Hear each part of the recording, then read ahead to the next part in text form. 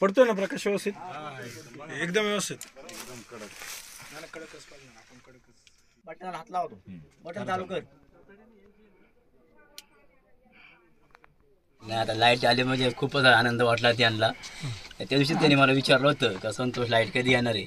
म्हटलं ते ऑनलाईन मागवली, लगेच सगळं जुन्नरमध्ये ऑलरेडी रेडी नाही. आल्यानंतर तर मला देणार, तुम्ही त्याची काळजीच करू नका. त्याच्यामुळे त्यांना तर खूप आनंद झाला. दिवशी 2 वेळा माझ्या घरी आले होते. वाटलं बरं, चांगलं साहित्य काय सांगायचं आमच्या घरी याचे करायचे खूप म्हणजे त्यांना आतापर्यंत त्यांनी लाईटच पाहिजे नाही. त्यांना आज त्यांना म्हणजे नवीन ऊर्जा भेटली थोडक्यात म्हणायचं. की आपल्या भिवाडी बुद्रुकमध्ये हे जे विरणक कुटुंब आहे, काही दिवसांपूर्वी ज्यावेळेस आपण इथं युवक संघटनेची एक बैठक होती त्यावेळेस मी आलो होतो.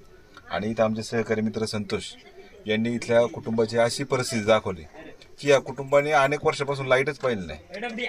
आणि मागच्या वेळेस आम्ही आलो, एकदम परिस्थिती भयानक होती, गंभीर होती.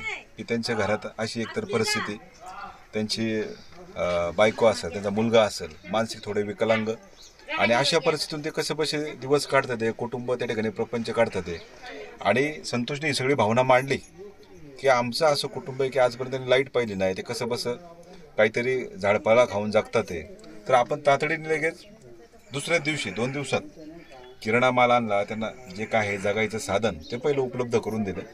आणि लाईटचा विषय आमचे सहकारी मित्र रोहन गणेश असतील, त्यांचे सगळे सहकारी मित्र परिवार असेल, रोहनने तात्काळ सांगितलं की आपण लाईटची त्यांची व्यवस्था करून देऊ. आता हे सौर ऊर्जेची लाईट आहे, सौर ऊर्जेची लाईट आपण त्या ठिकाणी ऑनलाईन मागवली. आणि ऑनलाईन मागवलं, थोडे 5-6 दिवस त्याच्यात गेले, परंतु दिवस जरी गेले असेल परंतु आज त्यांच्या प्रत्येक खोलीमध्ये या ठिकाणी लाईट आली. ही खोली असेल, आतली खोली असेल. आणि त्या बाबांच्या चेहऱ्यावर इतका आनंद आला.